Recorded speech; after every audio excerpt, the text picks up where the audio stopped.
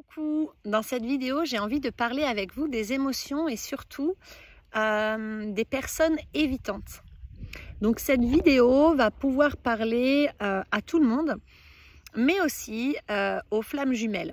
Et la personnalité évitante, c'est souvent celle du runner. Alors, pourquoi est-ce qu'on devient un adulte évitant? C'est-à-dire qu'on évite de ressentir nos propres émotions, mais on évite aussi de faire ressentir des émotions à l'autre, avec la sensation de culpabilité si on fait ressentir des émotions fortes à l'autre, comme si on était responsable des émotions que l'autre peut ressentir, alors qu'en réalité pas du tout. Les émotions, c'est propre à chacun.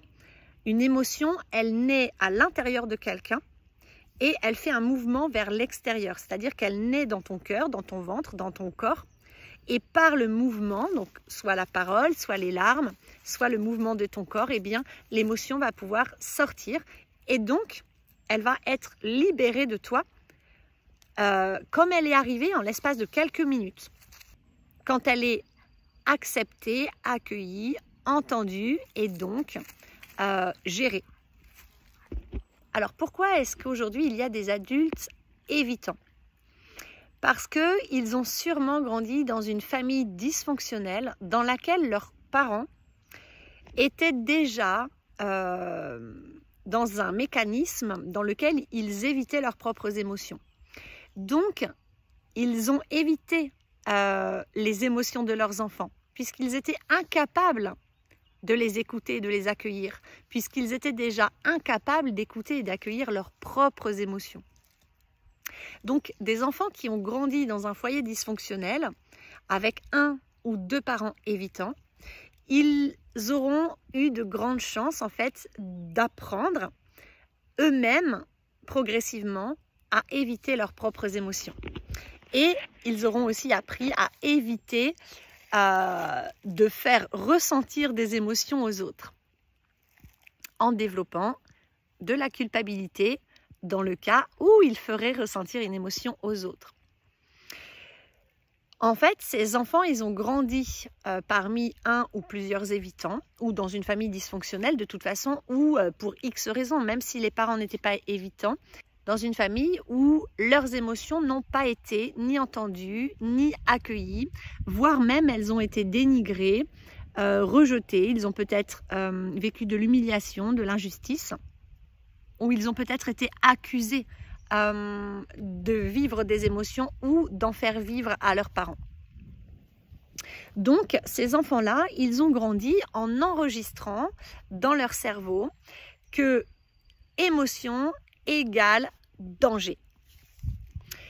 Et puis, bien sûr, ça s'est répété presque quotidiennement jusqu'à ce que ça devienne une croyance, jusqu'à ce que ça crée des connexions neuronales à l'intérieur de leur système et jusqu'à ce que ça crée des gènes. Et donc, c'est devenu automatique chez eux. C'est-à-dire que c'est un fonctionnement sur lequel ils n'ont pas de contrôle puisque c'est vraiment comme devenu naturel chez eux. Ça se fait en silence, mais ça se fait automatiquement. Et parfois, chez ces personnes devenues adultes, quand ça se produit et qu'ils évitent de ressentir ou de faire ressentir une émotion à quelqu'un, ils peuvent se voir faire et se dire « mais pourquoi je fais ça? Pourquoi j'évite? J'ai pas envie d'éviter », mais ils n'arrivent pas à faire autrement. Il y a quelque chose d'incontrôlable qui fait qu'ils vont faire quelque chose en ayant conscience que ce n'est pas juste ni bon pour eux, mais ils vont le faire quand même. Ils ne vont pas réussir à s'en empêcher. Tellement c'est devenu ancré et conditionné chez eux.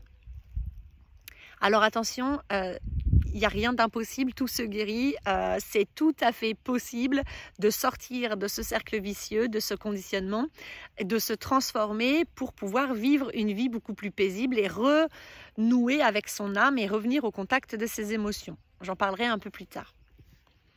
En attendant donc, cet enfant qui a grandi dans cette famille dysfonctionnelle, il est devenu un adulte. Il est devenu un adulte évitant. Et donc, à chaque fois qu'il évite de ressentir une émotion ou qu'il évite de faire ressentir une émotion à l'autre ou qu'il évite l'émotion de l'autre, eh bien, son cerveau va produire de la dopamine qui est une hormone de bien-être. Parce que son cerveau a enregistré que, quand il fuit une émotion, eh bien, il fuit un danger. Donc, il se sauve. Donc, une fois qu'il a fui le danger et qu'il est hors de danger, il produit de la dopamine pour se relaxer et se sentir mieux, se sentir soulagé. C'est pour ça que c'est un vrai cercle vicieux. Alors, ce qui est vraiment dommage, c'est que l'émotion, c'est la base de la vie.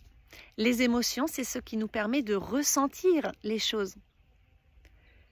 De savoir si on est avec les bonnes personnes, celles qui font vibrer notre cœur, vibrer notre âme, celles qui nous nourrissent en positif, celles qui sont vraiment bénéfiques pour nous, avec qui et auprès de qui on grandit, on s'épanouit, on construit de très belles choses, celles qui nous permettent de nous élever, de vivre des émotions vraiment fortes qui font que waouh, que la vie vaut vraiment le coup d'être vécue et que la vie est fantastique et merveilleuse. Et puis, elles nous permettent aussi de ressentir des émotions moins sympathiques, de la frustration, de l'amertume, du manque, de la peur, de la colère, qui sont toutes des émotions qui nous indiquent qu'on n'est pas avec les bonnes personnes, qu'on ne vit pas la vie qu'on a envie de vivre, qu'on ne fait pas les activités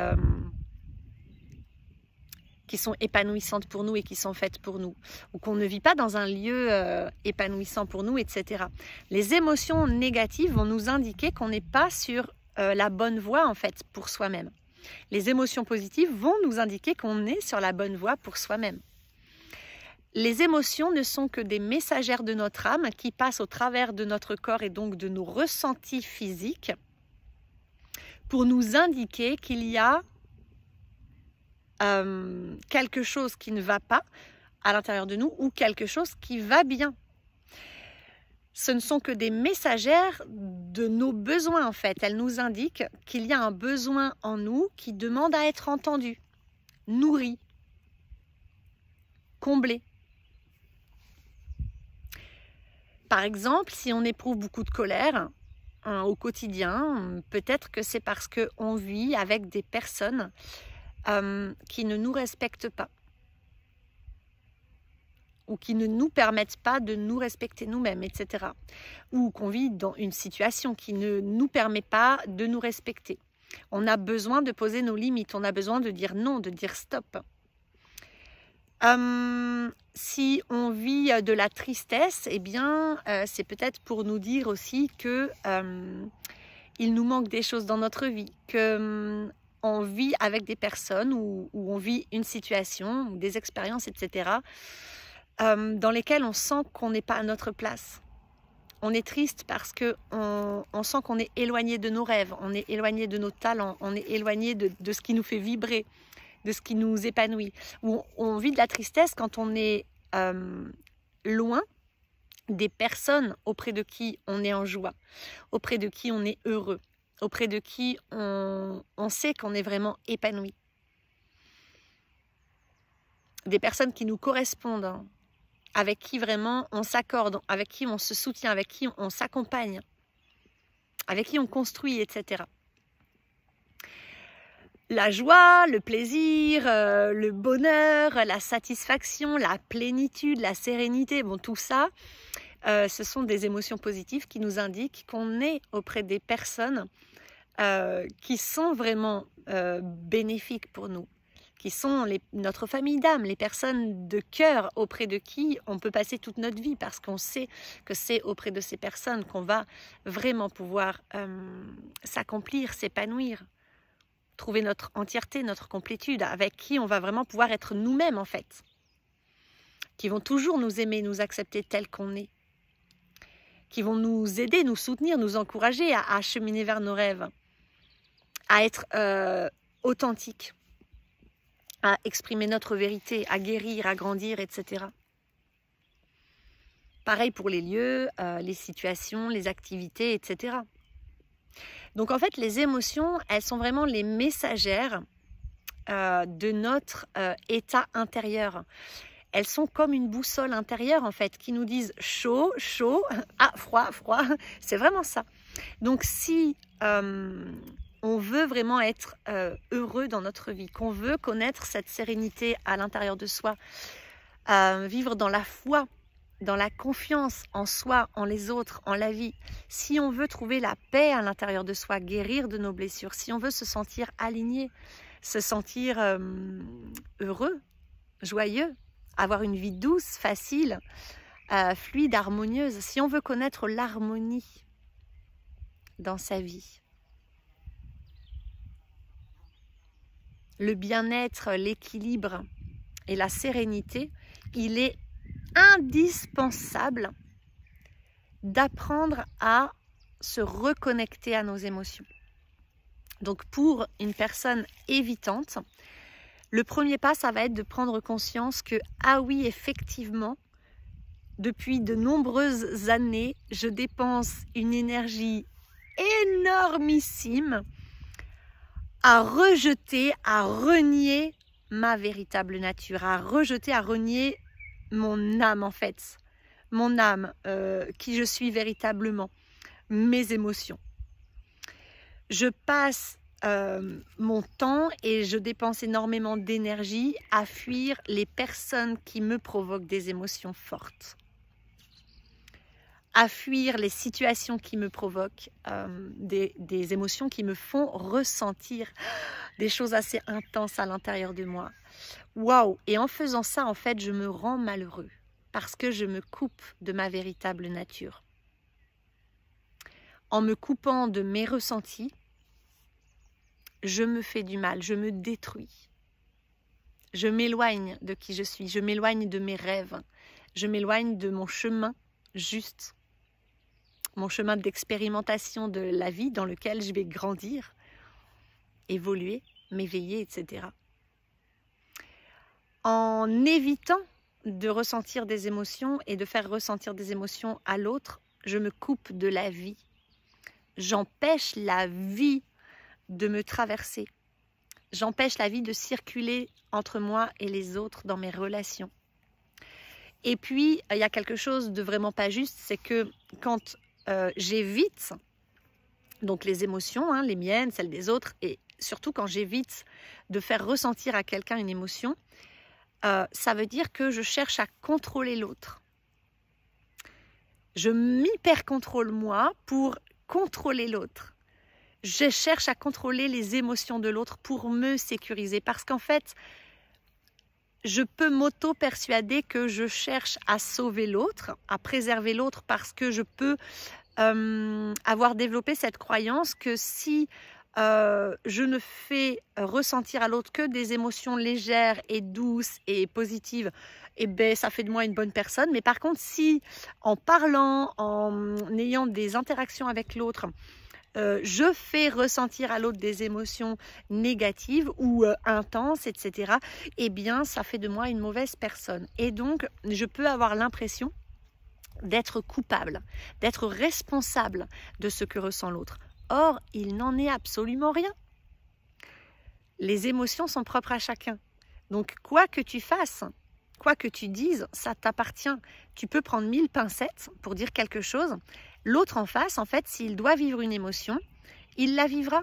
L'autre en face, il va percevoir ce que tu dis, ce que tu fais ou ce que tu ne dis pas et ce que tu ne fais pas au travers de ses filtres à lui, au travers de son ego, de son mental, de ses blessures, ou bien au travers de son cœur en fonction de s'il aura reconnecté lui-même avec sa véritable nature, s'il sera équilibré à l'intérieur de lui, s'il sera dans sa plénitude, son entièreté ou pas.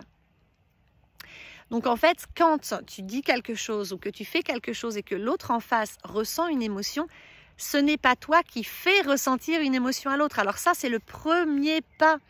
Il faut conscientiser que nous ne sommes pas responsables des émotions que l'autre ressent. Ce n'est pas nous qui les provoquons. On peut avoir des paroles ou avoir des actions qui chez l'autre vont être le stimulus extérieur en fait, qui va réveiller en la personne son émotion, mais ce n'est pas notre faute.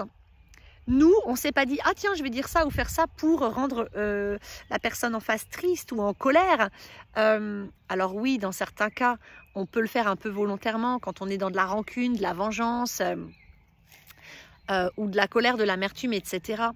Mais même si on le fait volontairement, l'autre en face, il va réagir depuis ses propres filtres, depuis sa propre histoire, avec sa propre sensibilité, son vécu, et c'est vraiment propre à chacun.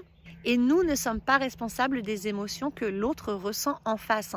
Comme nous-mêmes, si quelqu'un nous dit quelque chose ou fait quelque chose, les émotions qu'on va ressentir, elles ne viennent pas de cette personne. Nous sommes entièrement responsables des émotions que l'on ressent, consciemment ou non. Voilà, les émotions qui naissent à l'intérieur de soi, elles naissent à l'intérieur de soi. Et elles peuvent être déclenchées par un stimulus extérieur, bien sûr, comme une parole, une action, etc. Mais elles nous appartiennent uniquement à nous. Donc les émotions de chacun appartiennent uniquement à chacun. Et personne n'est responsable de tes émotions à part toi-même en fait. Et ça vaut pour tout le monde. Donc ça, c'est la première chose à conscientiser pour les évitants. La deuxième chose, c'est de se dire « Waouh, mais c'est vrai que je passe ma vie à éviter de ressentir. » Donc en fait, je passe ma vie à me fuir. Donc en fait, je passe ma vie à fuir la vie. Donc en fait, je ne vis pas. Je suis en mode survie. Je suis toujours en train d'hyper contrôler et donc je ne permets pas à la vie, à l'énergie vitale de circuler librement en moi de manière fluide et harmonieuse. Donc la fluidité et l'harmonie ne peuvent pas s'installer dans ma vie. Si je suis toujours en train de lutter contre mes émotions, contre mes ressentis, de lutter, de contrôler les émotions et les ressentis des autres, d'une part, je m'épuise totalement, je me fatigue, mais vraiment sur le plan physique, émotionnel, mental et énergétique. Je vais attirer à moi des galères, bien sûr, de plus en plus, puisque la vie va mettre sur mon chemin de plus en plus de signaux pour que je comprenne que je ne suis pas sur la bonne voie. C'est comme ça que le vivant fonctionne. Je vais passer à côté peut-être des plus belles histoires d'amour de ma vie. Je vais peut-être passer à côté des plus grandes amitiés de ma vie ou des plus grands partenariats qui auraient pu m'emmener vraiment très très loin dans la réalisation de mes projets personnels, professionnels, familiaux, etc. Je vais peut-être passer à côté des opportunités les plus waouh, fantastiques en fait que la vie m'apporte. Tout ça parce que mon cerveau croit encore qu'une émotion égale danger, alors que pas du tout. Donc le deuxième pas, ça va être de conscientiser, waouh, mais qu'est-ce que je suis en train de faire?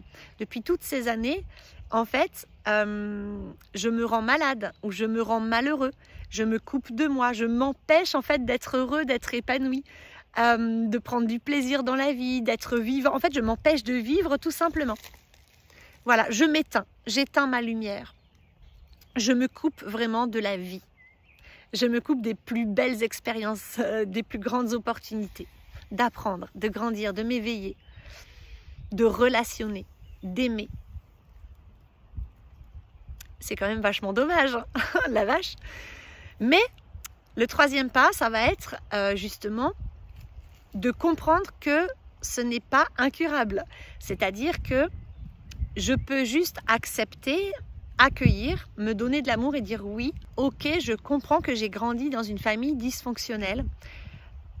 Je comprends en fait que mes parents n'étaient eux-mêmes pas à même de m'apprendre à rester connecté à ces émotions, de m'apprendre la vie en fait, de m'apprendre à accueillir, écouter mes émotions pour connecter à mes besoins et donc d'apprendre à accueillir, écouter et répondre à mes besoins.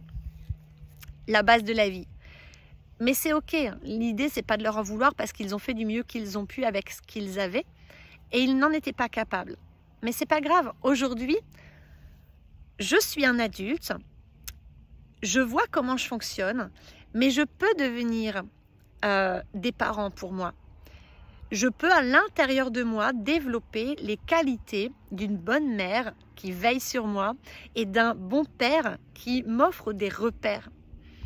Et donc, je peux m'apporter la sécurité et la confiance nécessaires dont tout enfant a besoin pour se construire, s'éveiller et s'équilibrer et s'épanouir et devenir un adulte autonome et épanoui, équilibré, en harmonie à l'intérieur de lui.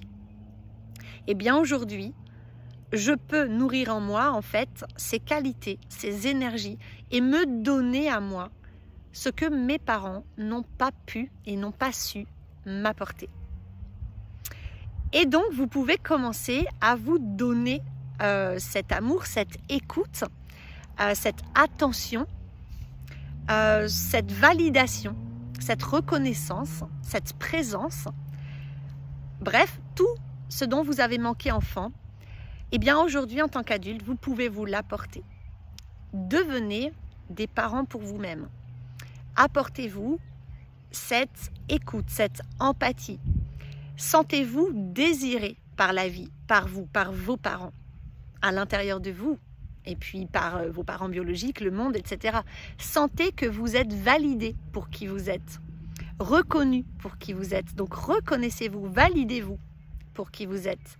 Donnez-vous le droit d'exister, donnez-vous le droit d'être qui vous êtes, tel que vous êtes. Avec vos bagages, votre sensibilité, tout, votre histoire, vos qualités, vos lacunes, tout, c'est ok. Reconnectez-vous à votre valeur, voyez votre valeur et reconnaissez votre valeur. Reconnaissez-vous. Aimez-vous, soyez présent pour vous-même, soutenez-vous, encouragez-vous, réconfortez-vous. Soyez présent envers vous, engagez-vous auprès de vous-même, engagez-vous. Genre, je m'engage, je me choisis, je m'engage en fait pour la vie à m'apporter ce dont j'ai besoin. Je m'engage pour la vie à toujours être là pour moi. À toujours être là pour moi. Soyez bienveillant, doux, indulgent et patient avec vous-même. Parce que c'est un chemin qui peut prendre un peu de temps. Ça peut même prendre toute une vie. Mais ce n'est pas impossible en fait de sortir d'un schéma dysfonctionnel. On peut devenir un adulte autonome et fonctionnel. On peut s'épanouir. On peut s'autoriser à vivre. On peut s'autoriser à être heureux. On peut s'autoriser à vivre l'amour, le grand amour de notre vie. On peut s'autoriser à réaliser nos plus grands rêves. On peut s'autoriser à s'épanouir, à être heureux, à vibrer. Voilà. C'est très très important, je pense, de faire ce premier pas, de conscientiser comment on fonctionne et ensuite de se pardonner, de se donner de l'amour et de comprendre que c'est pas grave en fait. À un moment donné, dans notre enfance, ça nous a permis de survivre, de développer ce dysfonctionnement. Et puis on est devenu adulte et c'était en mode automatique, on n'a pas encore pris le temps de réaliser que on n'a plus besoin de fonctionner comme ça. Pourquoi? Parce qu'aujourd'hui, c'est dysfonctionnel. Donc, ça nous gâche la vie, ça nous freine, ça nous limite, ça nous perturbe. En fait, ce n'est pas bénéfique pour nous, bien au contraire. Et donc, on peut simplement accueillir ça et décider à l'intérieur de soi de se choisir et décider de se transformer. Décider de commencer à se reconnecter à nos émotions, à accueillir nos ressentis. Rien que comprendre que, ah ouais, ok, mon cerveau a enregistré que émotion égale danger. Eh bien, en fait, au quotidien, je vais me répéter, émotion égale sécurité. Émotion égale vie. Émotion égale amour. Émotion égale joie. Émotion égale bonheur, bien-être, etc. Vous choisissez en fait la croyance nouvelle et positive et bénéfique pour vous que vous avez envie de nourrir à l'intérieur de vous, que vous avez envie d'intégrer et d'enregistrer à la place de cette vieille croyance erronée qui vous pourrit littéralement la vie. Une émotion n'est certainement pas dangereuse, certainement pas, bien au contraire. Elle est une messagère, elle est une guide pour vous, elle est simplement l'expression pure et directe de votre âme qui communique avec vous pour vous guider vers ce qu'il y a de meilleur pour vous dans ce monde, dans cette vie. Votre âme, elle ne veut qu'une chose, c'est que vous soyez heureux, que vous viviez dans l'abondance, que vous vous ralliez aux personnes qui sont faites pour vous, que vous viviez le grand amour, que vous réalisiez tous vos rêves les plus grands, que vous réalisiez vos grands projets, que vous fondiez le foyer de vos rêves, si c'est votre rêve, etc. L'univers et votre âme, en fait, ils souhaitent uniquement vous guider vers ce qu'il y a de plus juste pour vous, que vous vous épanouissiez pleinement, que vous vous accomplissiez pleinement, que vous vous sentiez bien, que vous soyez autonome et que vous vous sentiez à votre place partout, tant que vous êtes là avec vous-même. Voilà, donc pour aujourd'hui, je crois que c'est tout ce que j'avais à vous dire. J'espère que cette petite vidéo vous aura éclairé comme d'habitude. Si elle vous a plu, n'hésitez pas à mettre un petit pouce vers le haut, vraiment ça m'encourage. Et puis ça me fait me dire que mes partages sont intéressants et ça me donne envie de continuer à vous en faire. Et puis abonnez-vous à la chaîne, laissez un commentaire aussi si ça vous parle. Moi je me fais un plaisir de vous lire et de vous répondre. Et si jamais vous souhaitez que je vous accompagne dans votre parcours d'éveil, de guérison personnelle, sur votre parcours de flamme jumelle, de fibromyalgie, de dépression, burn-out, simplement de reconnexion à votre âme, à vous-même, à vos talents, à votre raison d'être, etc. N'hésitez pas, je me ferai vraiment un plaisir de vous accompagner. Bye bye!